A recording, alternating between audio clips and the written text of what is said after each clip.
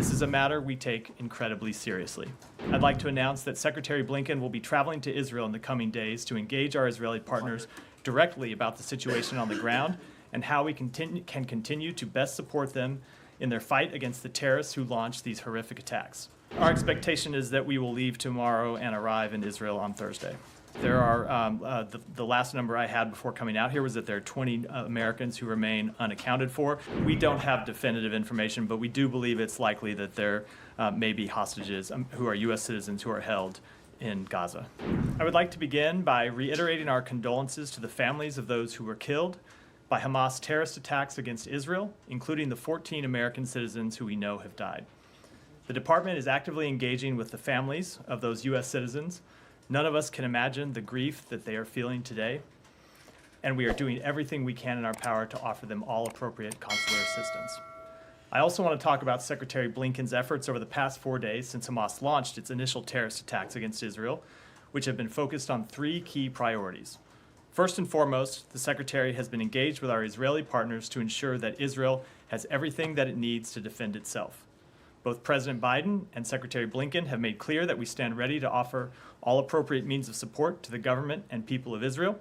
The first tranche of security assistance is on its way and will arrive in the coming days, and more will follow.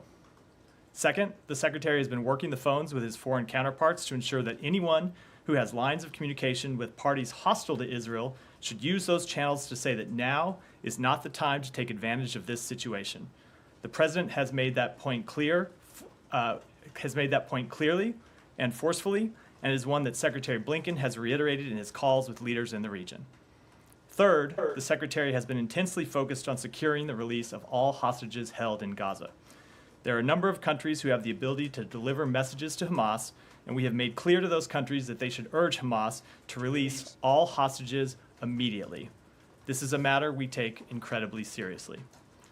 Finally, I'd like to announce that Secretary Blinken will be traveling to Israel in the coming days to engage our Israeli partners directly about the situation on the ground and how we can continue to best support them in their fight against the terrorists who launched these horrific attacks. Our support for Israel is unwavering, and the Secretary looks forward to meeting with senior leaders in the Israeli government and continuing the discussions he and the President have been having with them since the initial attacks on Saturday. And with that, Matt. In the coming days, you want to be more specific? Our expectation is that we will leave tomorrow and arrive in Israel on Thursday. Okay, and is he going to go anywhere else? I don't have announcements to make. This is a trip we're still putting together at the time, but we'll may have further announcements on that later this afternoon. All right, and then so Jake Sullivan at the White House just said there are roughly 20 Americans missing. That's correct. There are, the last number I had before coming out here was that there are 20 Americans who remain unaccounted for. That's a number that has been moving around over the last few days. You have one number, and then some of the people who are unaccounted for, unfortunately, you discover are actually deceased, and then some may turn up, but right now the number that we're tracking is 20. And you have no idea of those 20, how many of their how many of them do their families believe that they are actually being held? We don't have definitive information, but we do believe it's likely that there may be hostages who are U.S. citizens who are held in Gaza.